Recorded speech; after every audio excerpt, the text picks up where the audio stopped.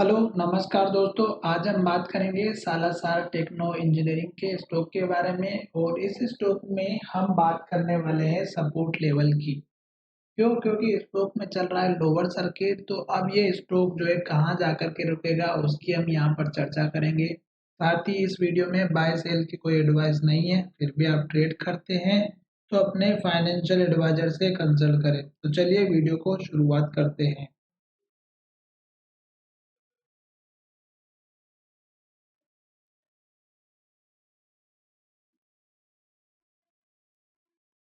यहाँ पर देख सकते हैं कि स्टॉक ने इस हाई का ब्रेकआउट करने के बाद 15 रुपए के लेवल को ब्रेकआउट करने के बाद स्टॉक ने यहाँ हाई बनाया, फिर स्टॉक ने यहाँ हाई बनाया, फिर स्टॉक ने यहाँ हाई बनाया और उसके बाद से स्टॉक लोअर सर्किट में है और स्टॉक जो है यहाँ जाकर के सपोर्ट लेने की पूरी कोशिश करेगा, जो लगभग हमारा 23 रुपए 50 पैसे के आसपास का लेवल है। क्यों, ये मैं आपको समझा देता हूँ। यहाँ पर अगर आप देखेंगे तो स्टॉक ने एक दो तीन तीन दिन तक एक अप ट्रेंड दिखाया और इस स्टॉक में जिस दिन गिरावट आई इस लो को तोड़ा और इसके हाई के पास में जाके स्टॉक ने सपोर्ट लिया।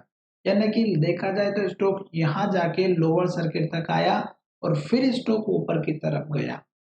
ठीक है, तो ये इसलिए इम्पोर्टेंट है कि स्टॉक ने इस लेवल से ही हमारा सपोर्ट लिया था, इसके हाई और ओपनिंग प्राइस के नीचे। तो ये आपका सपोर्ट लेवल पहला बन सकता है। उससे पहले भी अगर हम देखेंगे तो एक लेवल और है जो इस कैंडल के लो का है, पर फिलहाल मुझे लग रहा है कि स्टॉक का ये स्ट्रॉन्ग वाला लेवल है। छोटे लेवल की भी बात कर लेते हैं, क्योंकि आज के दिन इस स्टॉक में हल्का फुल्का अप ट्रेंड देखने को मिला और स्टॉक फिर से वहीं जाकर के क्लोज होते हुए दिखाई दिया है। तो ये दो सपोर्ट लेवल हो गए। जैसे स्टॉक सपोर्ट लेवल लेकर के ऊपर की तरफ जाएगा तो उस केस में आपको टारगेट जो रखना है वो ये रख देना है। अब ये जो टारगेट है ये हमने इसका कलर थोड़ा सा कर दिया चेंज ताकि आपको समझ में आए। तो ये देखिएगा स्टॉक का जो हाई लेवल है ये आप देखिएगा यहीं तक का रखना है टारगेट। ज्यादा बड़ा टारगेट की उम्मीद नहीं रखना है, क्योंकि स्टॉक ये जो लेवल सोच रहे 34 रुपए का ये तभी आएगा जब स्टॉक हमारे इस लेवल को अच्छे से रिस्पेक्ट करके और फिर यहाँ आराम से रुकेगा और फिर ब्रेकआउट करेगा। तो अदरवाइज ये लेवल भी नहीं ऊपर जाने देगा। इस बात का ध्यान रखिएगा। उसके बाद स्टॉक का जैसे ये लेवल सपोर्ट तोड़ देता है इन केस, तो फिर आपको इस कैंडल के लो का रखना है और फिर इस कैंडल का हाई रखना है, जो सबसे इम्पोर्टेंट लेवल है, जो कि बहुत ही नीचे है और आधी प्राइस के बराबर है। ठीक है, तो ये आपको दो तीन मैंने लेवल बता दिए। अब बात करते हैं कि स्टॉक में आपको निकलना कब रहता है। स्टॉक में निकलने का अपर सर्किट के साथ में अगर रहता है तो आप अपना थोड़ा थोड़ा प्रॉफिट बुक करिएगा।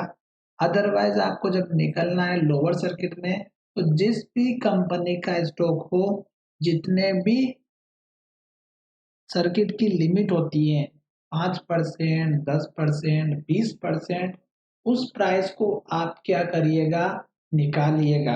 जैसे अभी 26 रुपये 35 पैसा चल रहा है और अगर हम इसके सर्किट की बात करते हैं सालासर के नाम से, सालासर टेक्नोलॉजी, तो आप यहाँ पर देखेंगे कि जो स्टॉक का जो सर्किट का लिमिट है वो है हमारा 4.87। तो 4.87 को अगर आप निकालेंगे इस प्राइस से तो वो प्राइस को माइनस कीजिएगा और उसके बाद उस प्राइस को आप जो है यहाँ पर सेल ऑर्डर में लगा के रख सकते हैं। जैसे यहाँ पे सेल क्वांटिटी अभी लगी हुई है 36 लाख की, तो कल क्या होगा कि जब स्टॉक में ट्रेडिंग होगी तो आपका ऑर्डर पहले लग जाएगा। लोअर सर्किट तो लगा ही है और यहाँ पे ट्रेडिंग देखिएगा 3.5 करोड़ के शेयर की ट्रेड हुई है। तो कल अगर स्टॉक में फिर से लोअर सर्किट लगेगा इन केस, तो आपको क्या करना है, इसका 5% घटा करके मार्केट प्राइस में या फिर आप चाहें तो 9 बजे के बाद अपना प्राइस लगा के सेट कर सकते हैं मार्केट ऑर्डर पे, तो आपका एग्जीक्यूट हो जाएगा। पर अब मुझे नहीं लगता कि अब आपको एग्जीक्यूट करना चाहिए, क्योंकि स्टॉक अब सपोर्ट लेवल वैसे भी बनाने वाला ही है। तो एक दो दिन के बाद स्टॉक फिर से अपर सर्किट में जाना स्टार्ट कर सकता है, इस बात का ध्यान रखिएगा। तो ये छोटी सी मैंने आपके सपोर्ट और टारगेट की बात की है। जब स्टॉक हमारे इस लेवल को या इस लेवल को ब्रेक करेगा तो हम आपको नेक्स्ट वीडियो के माध्यम से बताएंगे कि टारगेट कौन सा रखना है। मैं सपोर्ट लेवल फिर से बता देता हूँ, एक रहेगा आप इस कैंडल के लो का और एक रख देना आप यहाँ पर इस कैंडल के हाई का। तो ये मैंने आपको टारगेट बता दिए हैं। और अपर सर्किट लोअर सर्किट में बिल्कुल घबराए नहीं, क्योंकि अपर सर्किट लगा है तो लोअर सर्किट भी लगेगा, इस बात का ध्यान रखिएगा। चलिए वीडियो का विराम करते हैं। धन्यवाद, मिलेंगे नए वीडियो में।